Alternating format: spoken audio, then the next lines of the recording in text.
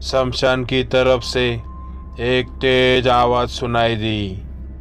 उसे छोड़ दो। और अचानक से बाइक पर का भार कम हुआ और बाइक वहां से आगे बढ़ गई।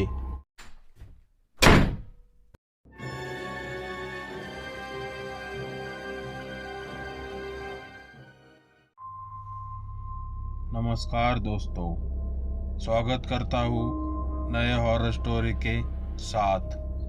दोस्तों, अगर आपको हॉरर स्टोरी सुनना पसंद है तो अभी हमारा चैनल सब्सक्राइब कीजिए। तो चलिए शुरुआत करते हैं। ये घटना करीब 4-5 साल पहले की है। तब मैं एक घड़ी के शोरूम में काम करता था। शोरूम भी काफ़ी बड़ा था। उसी साल शोरूम को 2 साल पूरे हो गए, इसीलिए बॉस ने सभी स्टाफ के लिए एक डिनर पार्टी का आयोजन किया था। उस समय मेरे पास काइनेटिक होंडा बाइक थी।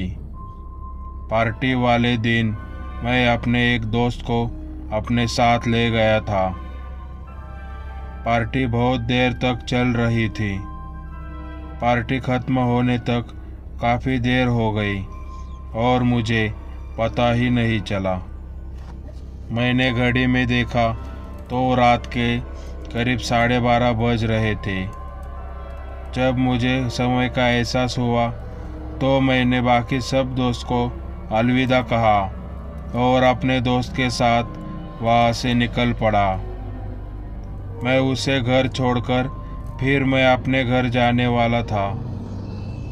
मेरे दोस्त का घर बहुत दूर था, इसलिए मुझे उसे घर छोड़ने को लगभग 1:15 बज गए।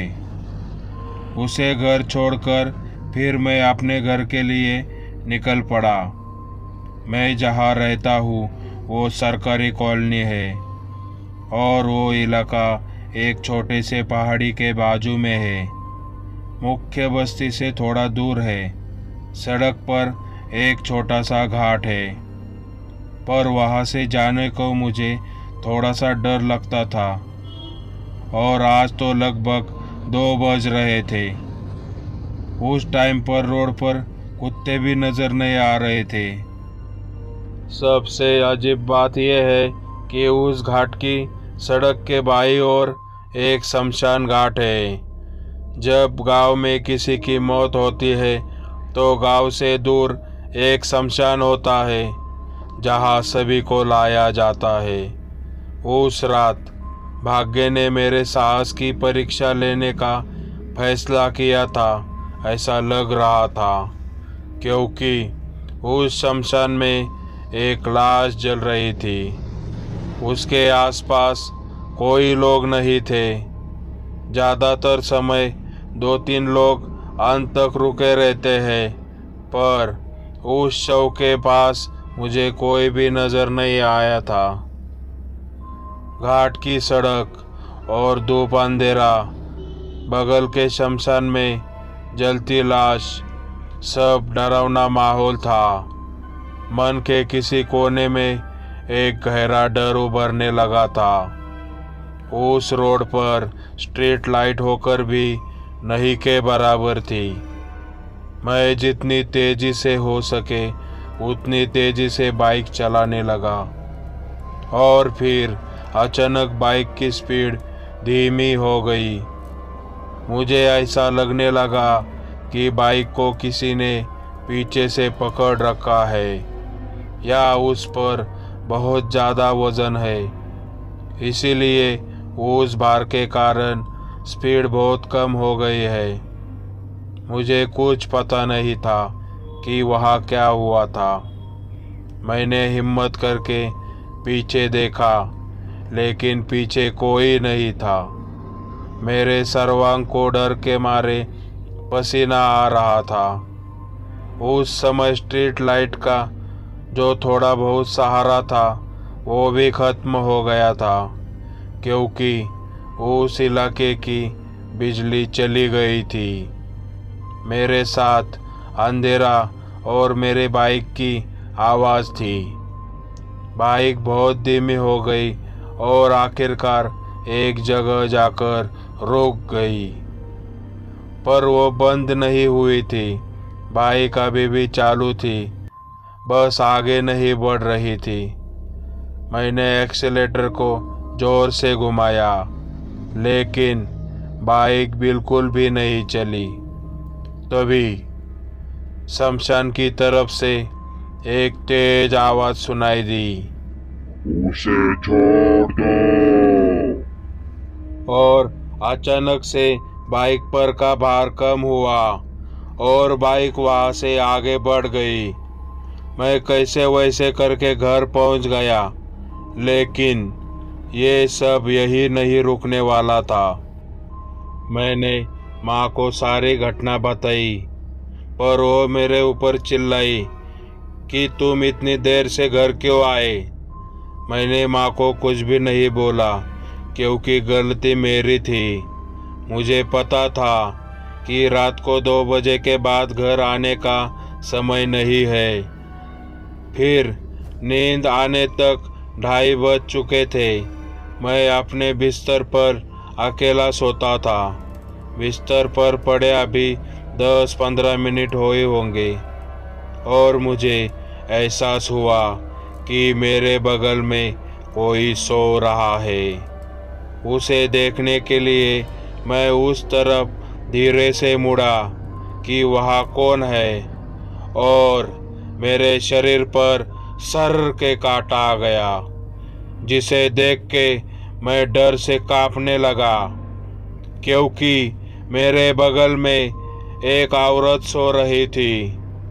उसके चेहरे पर बहुत गुस्सा था और उसकी नज़र मुझ पर टिकी रही थी। उसका वो डरावना रूप देखकर मेरे तो होश ही उड़ गए। चीखने की कोशिश कर रहा था, मगर मुंह से आवाज ही नहीं निकल रही थी। इससे पहले कि मैं कुछ समझ पाता, उस महिला ने कहा, आज अमावस्या की रात है, मैं तुम्हें नहीं छोड़ूंगी। मैंने उसके चेहरे पर एक भयानक कातिल मुस्कान देखी। वो ऐसे बोलने के बाद मैं जोर से चिल्लाया और अपनी माँ के कमरे में भाग गया और माँ को सब कुछ बताया। उसने मुझे सांत्वना दी और कहा, यही सो जाओ, मैं हूँ। लेकिन उस रात हम दोनों में से किसी को भी नींद नहीं आई। अगले दिन हमने एक तांत्रिक बाबा के पास जाने और सब कुछ बताने का फैसला किया। फिर हम पास के एक गांव में गए। पता तो पहले से ही पूछ लिया था, इसलिए घर ढूंढने में ज़्यादा समय नहीं लगा। मैं उसके घर में दाखिल हुआ और उसने मुझे देखा और कहा, वो तुम्हारे साथ आई है, पर कोई अमानवीय शक्ति, अतृप्त आत्मा इस घर में प्रवेश नहीं कर सकती है। वो बाहर है, तुम्हारे बाहर जाने का इंतजार कर रही है। ये सुनकर मेरे हाथ पैर कांपने लगे। इस पर तांत्रिक ने कहा, घबराओ मत, मुझे विस्तार से बताओ कि क्या हुआ था। फिर मैंने जो कुछ हुआ सब कुछ बता दिया। फिर उन्होंने ध्यान से सुना और कहा, एक रास्ता है, लेकिन जोखिम भी है, क्योंकि एक बार फिर तुम्हें उस जगह पर पूरे नंगे जाना होगा। फिर मैंने हाँ कहने के लिए अपना सर हिलाया और उन्होंने एक मटका लिया और कुछ मंत्र पढ़े और मुझे मटका दे दिया और कहा, ये मटका ले लो, उस जगह जाओ जहाँ घटना घटी थी और ये वही फोड़ देना, और तुम्हें किसी की भी आवाज़ आए तो पीछे मुड़कर मत देखना, गलती से भी, चाहे कुछ भी हो जाए। फिर मैं उन्हें धन्यवाद देकर वहाँ से घर आया। रात होने तक मुझे इस बात का ध्यान नहीं आया, लेकिन मुझे खुद को इससे बाहर निकलने का एकमात्र रास्ता यही दिख रहा था। अब रात हो चुकी थी। योजना के अनुसार मैं अपने माँ को अलविदा कहा और बाहर चला गया। जाते समय मैंने घर का दरवाज़ा बाहर से बंद कर लिया और मन में अनगिनत विचार और डर लेकर उस सड़क की ओर चला गया। इस बार जो भयानक होने वाला था उसके साधारण विचार से ही मेरे पसीने छूट गए थे। 10-15 मिनट में मैं उस जगह पर पहुंच गया और तभी मुझे सड़क पर पीछे से एक आवाज़ सुनाई दी। अरे अमय, इसे देखो, तुम इसे घर पर भूल गए थे। उस आवाज़ को सुनकर मेरे कलेजे से पानी निकल गया, क्योंकि वो आवाज़ मेरी माँ की थी। मैं अनजाने में पीछे मुड़ने लगा और जैसे ही मुझे याद आया, मैं तो घर को बाहर से कड़ी लगा के आया था। फिर ये आवाज़ अब कालिज डर के मारे जोर जोर से धड़कने लगा। मैंने ज़्यादा समय बर्बाद न करते हुए मांत्रिक के निर्देशानुसार मटके को वही तोड़ दिया। मैं पीछे पलटा, लेकिन मेरी नज़र नीचे ज़मीन पर थी।